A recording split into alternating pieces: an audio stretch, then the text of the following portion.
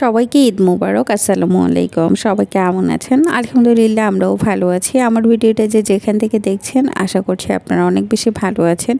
ঈদের দিনের সারাদিনের কী রান্না করেছি টুকিটাকি সব কিছু এই ভিডিওতে থাকছে, দেখতে থাকেন। আশা করছি আপনাদের কাছে অনেক ভালো লাগবে। আর সবার ঈদ কেমন কেটেছে অবশ্যই কমেন্ট করে জানাবেন। আলহামদুলিল্লাহ আমাদের যেভাবে গেছে সেটাই আলহামদুলিল্লাহ ভালো গিয়েছে। আপনারা অবশ্যই জানাবেন কার কীভাবে কোথায় কে ঈদ করেছেন।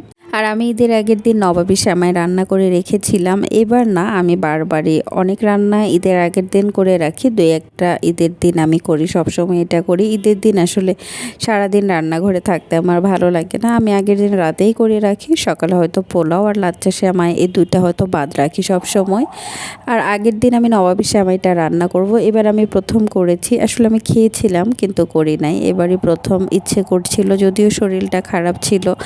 একা থাকলে হয়তো বা কিছুই করতাম না। আমার হাজব্যান্ড যেহেতু ছুটি আসছিল সেহেতু তো একটু করার চেষ্টা করেছি। ঈদ বলে কথা, আসলে যতই শরীর খারাপ হোক ঈদের একটা আনন্দ অন্যরকম।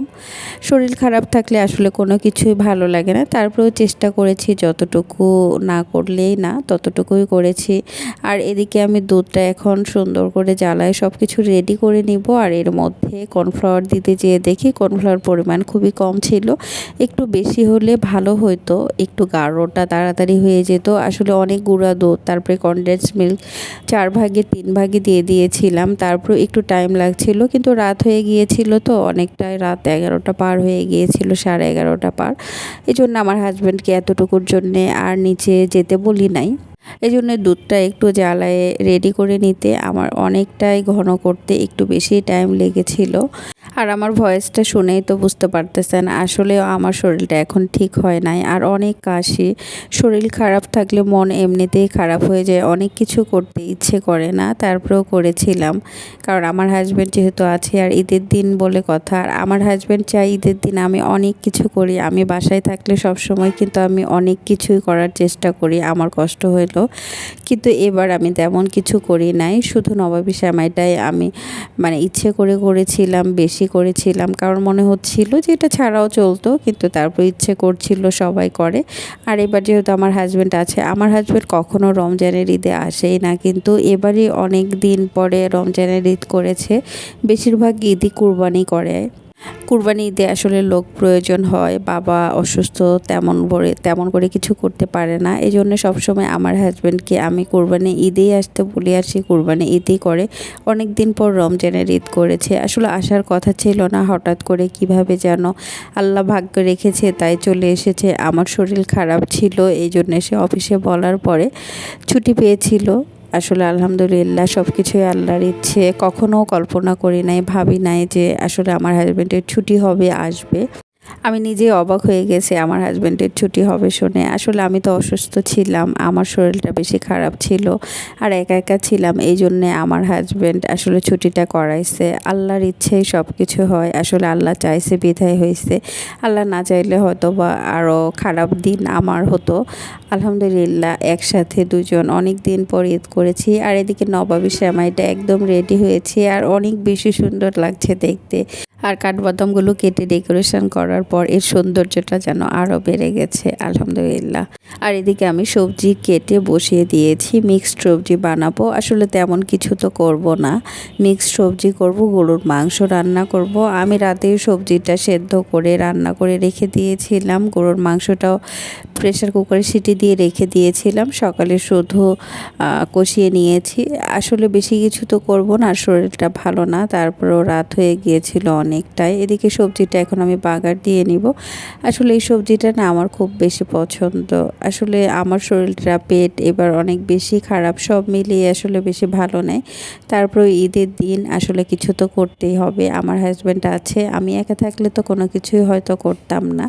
আর এদিকে মিক্সড সবজিটা রান্না আমার হয়ে গেছে। আমার মিক্সড সবজি কিন্তু খুবই পছন্দ, আমি সব সময় বলি।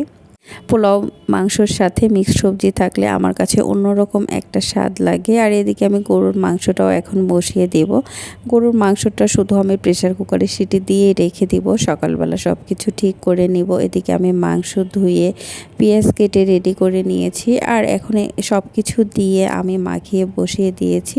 এভাবেই শুধু সিটি দিয়েই রেখে দিব, সকালবেলা সব কিছু ঠিকঠাক করব। আর অনেকটাই রাত হয়ে গিয়েছিল, বাইরে গিয়েছিলাম, আগের রাতে ডাক্তারের কাছে গিয়েছিলাম, বাইরে একটু কাজ ছিল, সেটা শেষ করে বাসায় এসে তারপরে খাবার টাবার খেয়ে রাতে রান্না বসিয়ে দিয়েছিলাম। আর এদিকে গরুর মাংস একদম রান্না হয়ে গেছে। সকালবেলা আমি এটা ভিডিওটা নিয়েছিলাম, অনেক বেশি মজা হয়েছে এবারের মাংসটা, আলহামদুলিল্লাহ। আর আমার না ঈদের দিন সকালে লাচ্চা সেমাই একটু দুধ দুধ থাকবে, এটা আমার কাছে খুবই ভালো লাগে। আর লাচ্চা সেমাই ছাড়া আমার মনে হয় ঈদটা কেমন যেন লাগে, এই জন্য আমি এখানে একটু লাচ্চা সেমাইও ভিজিয়ে নিয়েছি। আর এখানে নুডলস সিদ্ধ করতে দিয়েছি, শুধু আসলে নবাবী সেমাই করেছি সেটাও মিষ্টি, আবার লাচ্চা সেমাই করেছি এটাও মিষ্টি। এই জন্য এখানে আমি একটু নুডলস রান্না করে নিব, একটু ঝাল ঝাল, আসলে মিষ্টি খেলে খেতে ইচ্ছে করে। অনেক দিন পর আমি নিজে হাতে নুডলস রান্না করলাম। আপু আমার ভাগ্নি আসার পর থেকে তো আমি করি না, আমি নুডলস অনেক বেশি খাই না, আমার গ্যাস্ট্রিকের প্রবলেম, আমি মাঝে মাঝে খাই। আর আপুর আসার পর থেকে তো আমি নিজে রান্নাই করি না, অনেক দিন পর ঈদের জন্য আজকে রান্না করলাম। আসলে ভালো হয়েছিল, আমি ভেবেছিলাম যে আমি তো ভুলেই গিয়েছি, হয়তো বা রান্না করতেই পারবো না, কিন্তু তারপর আলহামদুলিল্লাহ অনেক বেশি ভালো হয়েছিল সব কিছুই। আর এটা আমি ঈদের দিন সকালবেলা সব কিছু রেডি করেছি, তারপরে দুজন একসাথে সকালে সেমাই নুডলস সব কিছুই খেয়েছিলাম। ডেকোরেশনটা অনেক বেশি সুন্দর হয়েছে না দেখতে, আমার কাছে অনেক বেশি ভালো লাগছে। আপনাদের কাছে কেমন লাগছে অবশ্যই কমেন্ট করে জানাবেন। আমরা দুজন সেমাই নুডলস খেয়ে শুয়েছিলাম, তারপরে একটার দিকে উঠে আমি পোলাও রান্না করেছি। আর আমার ভয়েসটা শুনেই বুঝতে পারছেন আসলে অনেক বেশি খারাপ, আমি তো ভিডিও দেই নাই, আসলে শরীর ভালো না থাকলে কোনো কিছুই ভালো লাগে না। এদিকে মাংসর হাড় তুলে নিয়েছিলাম, আসলে বড় হাড় থাকলে মাংসর মধ্যে মাংসটা একদম ঘাঁটি হয়ে যায়, এই জন্য তুলে রেখেছিলাম। আর এদিকে দুপুরের খাবার রেডি করে আমরা খেয়েছিলাম। আর আমার ভিডিওটা কেমন হয়েছে অবশ্যই আপনারা কমেন্ট করে জানাবেন, আর সবার ঈদ কেমন কেটেছে সেটাও জানাবেন। ভালো থাকবেন, আল্লাহ হাফেজ।